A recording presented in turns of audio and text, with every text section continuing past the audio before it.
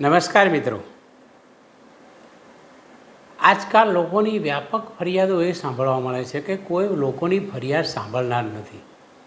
તંત્ર જેવું કંઈ છે નહીં, નોકરશાહી ચૂંટાયેલા પ્રતિનિધિઓ પણ ગાંઠતી નથી અને નાનામાં નાના કામ માટે લોકોને કચેરીઓના ધક્કા ખાવા પડે છે. તમે જુઓ, આજે ટેકનોલોજીનો કેટલો બધો વિકાસ થયો છે, સાધનો વધ્યા છે. સરકારી તંત્ર અને ચૂંટાયેલા પ્રતિનિધિઓ અને સરકારી અધિકારીઓ બધાની સગવડો અને સુવિધાઓ ભરપૂર રીતે વધી છે, છતાં પ્રજાના કામો સમયસર થતા નથી અને પ્રજાને વારે ઘડીએ નાના નાના કામ માટે સરકારી ઓફિસોમાં ધક્કા ખાવા પડે છે. આમ તો બધું ઓનલાઈન થયું છે, પણ ઓનલાઈનમાં તમે જુઓ તો ક્યાંક સર્વર બગડી ગયું છે. કેટલાક કામો તમે હવે સીધા ઓનલાઈન થઈ શકે છે, પણ એમાં પણ લોકોનો કોઈ સારો અનુભવ નથી અથવા એ કામ થઈ શકતા હોય એવું બનતું નથી. પહેલાંની સરકારોનો લોકો દોષ કાઢે છે કે ભાઈ પહેલાં આવું હતું, હવે અમે શું, હવે તો એક સરકારને 30 વર્ષથી સરકાર આ ચાલે છે. એટલે આજની ભૂલો છુપાવવા માટે ભૂતકાળની સરકારનો આશરો લેવો એ પણ હવે બરાબર નથી. લોકશાહીમાં સત્તા પરિવર્તન આવે છે. પ્રજાને જ્યારે કોઈ શાસન ન ગમે ત્યારે સત્તા પરિવર્તન કરે છે, પણ સત્તા પરિવર્તન એ કોઈ ઉકેલ નથી પ્રજાની સમસ્યાઓનો. સરકારો બદલાય લોકશાહીમાં એવું કોઈ ઉકેલ નથી. વ્યવસ્થા પરિવર્તન થાય એ જ લોકોની સમસ્યાઓનો સાચો ઉકેલ છે. જ્યારે સાધનો નહોતા, અધિકારીઓને નેતાઓ પાસે ગાડીઓ નહોતી, સારા ટેલિફોન નહોતા, ટેકનોલોજી નહોતી, સારા પગાર અને ભથ્થા નહોતા અને સરકારની પાસે આવક નહોતી. આવા સમયમાં લોકાભિમુખ વહીવટ કરવાનો હોય તો મુશ્કેલી પડે એ સમજી શકાય. પરંતુ આજે તો ભરપૂર સગવડો, સરકારની ભરપૂર આવકો, ટેલિફોનની સગવડો, ચૂંટાયેલા પ્રતિનિધિઓ અને સરકારી અધિકારીઓ બધાને વાહનોની સગવડો, મોબાઈલની સગવડો, છતાંના પ્રજાના કામો સમયસર થતા નથી. એ આપણને એક નવાઈ ઉપજવી વાત લાગે છે. મારે ભૂતકાળમાં જવું છે થોડું. મિત્રો, કેવા શાસકો હતા, કેવા નેતાઓ હતા, કેવા પ્રધાનો હતા જેમની પાસે સગવડો નહોતી, લેન્ડલાઇન ટેલિફોન હતા, ગાડીઓ પણ એમ્બેસેડરો હતી, કોઈ આજના જેવી ફાસ્ટ ઝડપી એવી ગાડીઓ પણ નહોતી, મોબાઈલ પણ નહોતા, છતાં વહીવટ કેવો સારી રીતે થતો હતો. એ લોકાભિમુખ વહીવટના કેટલીક વાતો મારે આપની સમક્ષ મૂકવી છે. મિત્રો, બાબુભાઈ જસભાઈ પટેલ, આજની પેઢીએ નામ પણ નહીં સાંભળ્યું હોય, ગુજરાતના મુખ્યમંત્રી હતા અને મોરબીમાં ભયંકર પૂર આવ્યું, મોરબીનો મચ્છુ ડેમ તૂટ્યો ત્યારે આ ગુજરાતનો મુખ્યમંત્રી, એ વખતે સેટેલાઇટ ફોન પણ નહોતા, 1 મહિના સુધી એ મોરબીમાં રહ્યા. ત્યાં આખું મિની સચિવાલય ઊભું કર્યું અને મોરબીને બેઠક કર્યું. જો નેતાની ઈચ્છા શક્તિ હોય તો તંત્ર જોડેથી કામ લઈ શકે છે, એનો એક સૌથી મોટો પુરાવો છે. ઠાકોરભાઈ દેસાઈ નામના એક મંત્રી હતા. હું જે નામ આપું છું એ કદાચ આજની પત્રકારોની પેઢીએ પણ નહીં સાંભળ્યા હોય.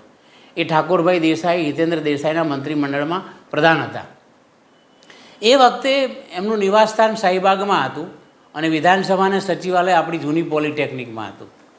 દક્ષિણ ગુજરાતનો એક રળિયો દુબળો માણસ સવારના પરમાં શાહીબાગ ખાતેના ઠાકોરભાઈના નિવાસસ્થાનના ગેટની બહાર વિચારો ઊભો હોય છે. ઠાકોરભાઈ સામે બેઠા હોય એની નજર પડે છે કે મોડી સાંજ થવા આવી છતાં માણસ કેમ અહીં બેઠો છે, કોઈને મોકલીને અંદર બોલાવે છે.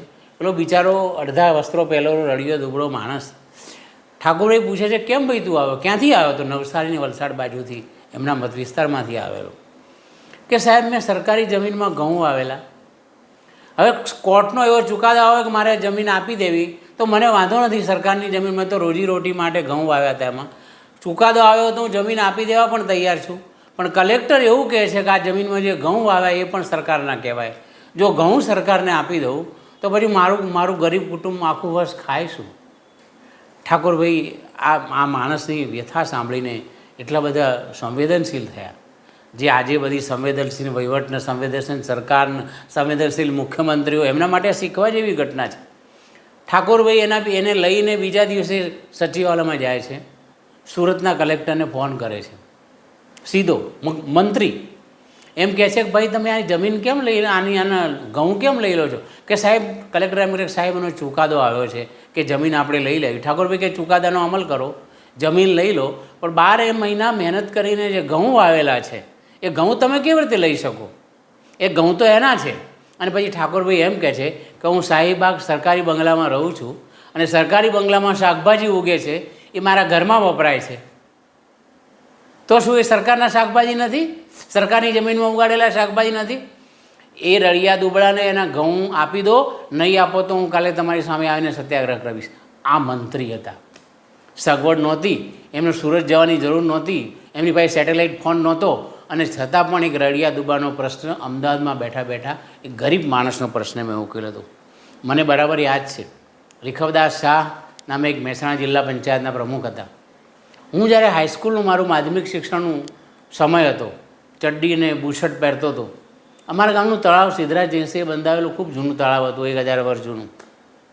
મેં એક સાદું પોસ્ટકાર્ડ લખ્યું કે અમારા ગામનું તળાવ ખોદાવવું જોઈએ, લગભગ પુરાણની અવસ્થામાં છે, પ્રાચીન તળાવ છે. રીખવદાસ શાહ એ વખતે જિલ્લા પંચાયતના પ્રમુખ પાસે આવી ગાડીઓ છે, એવી મોંઘી ગાડીઓ નહોતી, ખખડ ગંધ જીપ હતી, અને જીપમાં રીખવદાસ શાહ મારા ગામમાં આવે છે. એક પોસ્ટકાર્ડ સરપંચને પૂછે છે કે આ મણિલાલ પટેલ કોણ છે? મારા ગામમાં કોઈ ઓળખતું જ નહોતું, કારણ હું તો હાઈસ્કૂલનો વિદ્યાર્થી હતો. મને ઓળખે કોણ ગામમાં? મારી કોઈ ઓળખ જ નહોતી. રીખવદાસ મને શોધતા કે આ કોણ છે, શોધતા મણિલાલ મંટીદાસ પટેલ મને લઈ ગયા ચોરામાં. રીખવદાસ બેઠેલા હતા, ચડ્ડી પહેરેલો એક છોકરો જોઈને હસ્યા. આ કાગળ ભાઈ ત્યાં લખ્યો છે? મેં કહું હા, મેં લખ્યો છે.